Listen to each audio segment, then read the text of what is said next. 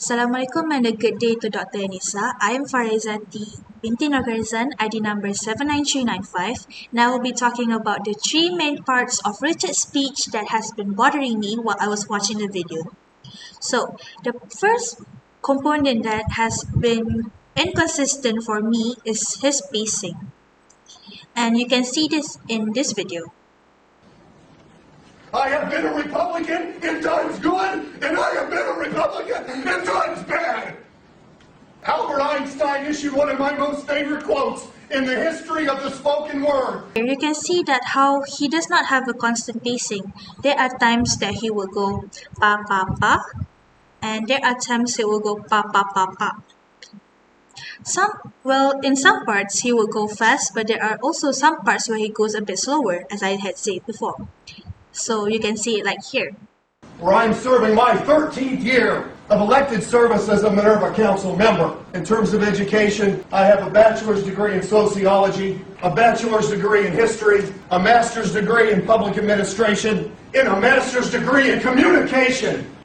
Whenever he wants to emphasize and say unnecessary words, he would change his pace to a bit faster. I would assume he may be insecure for what he is saying, or he does not have a clue and cannot explain it well. Whenever he starts to stress his words, his pacing will also change. The second component of his speech that he's inconsistent is his stress.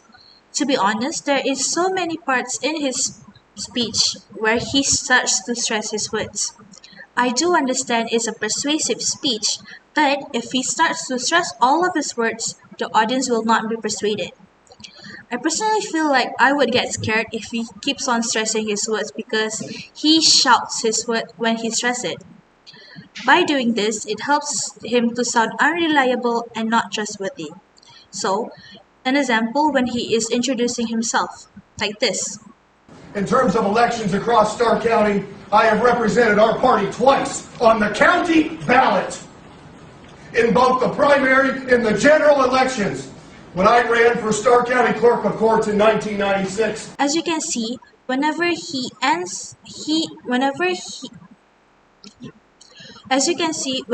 says the end of each syllable, he would start stressing it while screaming.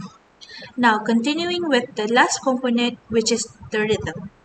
For persuasive speech, the speaker must have a constant rhythm, but this may vary whenever they are stating their points across. Whenever they are saying example or main points, the rhythm will change to keep the listeners focused and know which part of the speech they have to focus on.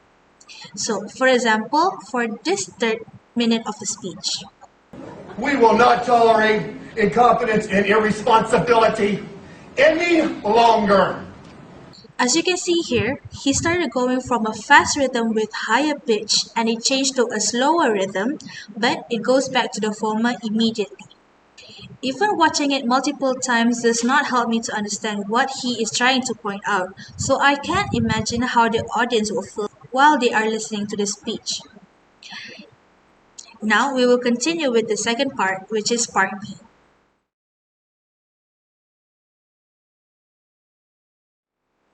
Ladies and gentlemen, my fellow friends and Unimas students, Assalamualaikum, Salam Sejahtera and Salam Unimas Kesayang. Thank you for attending and giving me the opportunity to speak here. I am Farah Izzati, binti Noor Kharizan, and I am running for the faculty representative of Faculty Language and Communication for Majlis Perwakilan Pelajar of Unimas in 2023. For a short introduction to my background, I was born and raised in Farah and currently staying in Taipei, a heritage town. I come from the humble English for Global Communication course where I am a second year student. Well, what did I do before joining here? I finished my English Communication Diploma for 2 years and a half in College Professional Mara Sri Iskandar with a CGPA of 3.61. I am also a JPK of Soroja College under the Safety, Discipline and Protocol at school. I was also in the same position during my diploma where I was the resident council for 2 semesters. I know the hardship of being a leader for a college. There are bad times, but there are still good times working under a huge organization. Albert Einstein issued one of my favorite quotes in the history of the spoken word as it is follows: in the middle of difficulty lies opportunity. I'm gonna repeat that so I have clarification tonight. In the middle of difficulty lies opportunity. This is the opportunity I have been waiting for. As much as we are happy with our administration, I know we are silently struggling, but I'm done being silent. I want to be the medium between the students and the administration. I'm done with the ad hoc culture and want our events to be fully prepared beforehand so it benefits both students and even the administration. For this, I will be giving my 100% to my work as to change what needs to be changed and improve the communication quality between the students and the higher ups. If nominated, I will make sure that there will be no more last minute events where it is compulsory for students to join.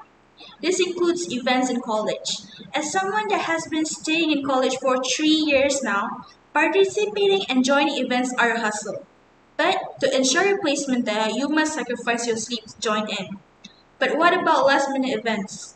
They will inform you at least one day before the event starts, and they will expect you to get ready and to join in the fun.